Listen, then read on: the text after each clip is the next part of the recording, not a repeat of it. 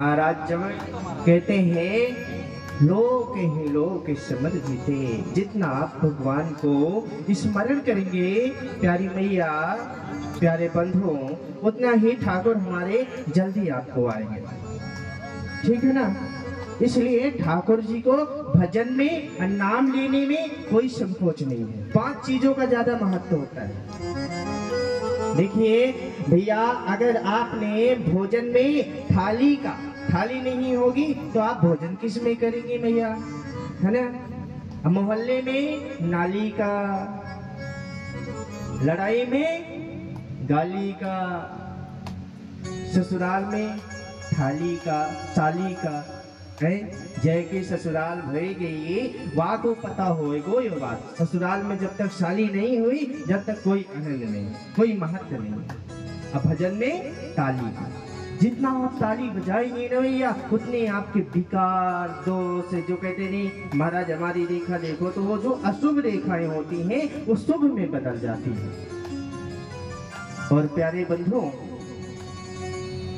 जैसे कि हमने आपको कल बड़ी ही करुणामयी कथा रसपान कराया, और आपने कल पुत्र और पिता के बारे में आपने अपने हृदय मन रूपी में उतारा उस कथा का। आइए उसी में प्रवेश।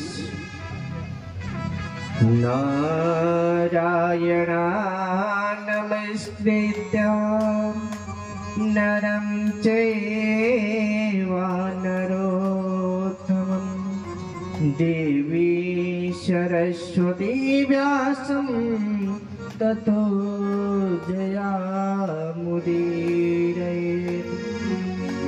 अब महाराज कल आपने जैसे कि राजन परीक्षित की कथा सुनी, और राजन परीक्षित को क्या हुआ था, उन्होंने अनजाने में पाप कर बैठे थे। क्या कर बैठे थे भैया? पाप। देखिए एक बार जो है ना, राम जी जब माँ जानकी को खोजते खोजते जा रहे थे, तो दोनों भाई थे सरोवर में। एक जो है बगुला स्नान कर रहा था और थप थप पानी में खेल रहा था। तो भगवान को लगा कि ये बगुला हमारा भजन कर रहा है, ताली बजा रहा है। तो अपने भाई लक्ष्मण से कहते हैं कि भैया लखन, जरा देखिए ना ये बगला कितना सुंदर है और कितना महाराज जो है भजन करता है। आज उन्होंने दोनों भाई उस बगले की ओर निहार रहे हैं। फिर मछलियों ने कहा कि प्रभु, जैसे हम किसी के साथ रहते हैं वही जानता है महाराज, इस बगले की तो राम कहानी हम ही को पता है महाराज, एक भी हमको नहीं रहने देता पानी में। और जो है तो वो बाहर से तो बहुत सुंदर होता है, बाहर से तो देखने में हमें बहुत अच्छा लगता है मैया, पर अंदर कुछ और होता है। तो वही ये संसार है। संसार में बाहर से कुछ और होंगे और अंदर से कुछ और है। पर भैया कहते हैं कि ठाकुर की कथा में, भजनों में, जागरणों में, मंदिरों में अगर छल कपट किए तो वहां से कहीं नहीं बच के जाओगे। और भगवान कहते भी मोह कपट छल चित्र न भावा। जैसे भगवान के पास आप निर्मल मन होगा, कुछ भी होगा वहीं जाएंगे। आइए, जैसे राजन परीक्षित को भगवान कल सुखदेव जी महाराज उनको कथा सुना करके उनका उद्धार किया। आज जो है परीक्षित की महाराज मुक्ति हो गए और परीक्षित राजा बहुत हो गए। अब महाराज 88,000 ऋषि बैठ करके जो है नैमिषारण्य धाम में कथा सुन रहे हैं। श्रोता कौन है? सोनकदी ऋषि, सोनकादिक महाराज।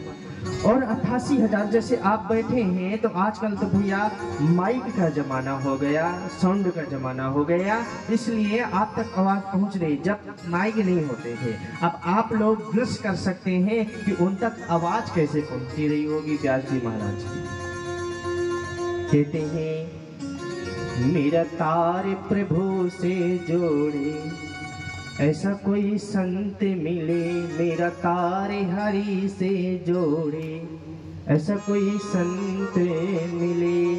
अरे महाराज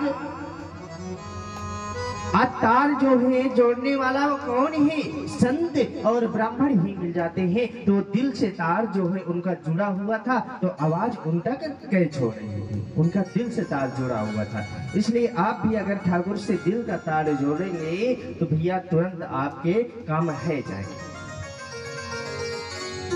तो कल राजन ने जो है कथा सुन करके अपना उद्धार किया। अब मैं आपको कल बताया था कि ये कथा देवताओं को भी नहीं प्राप्त होती,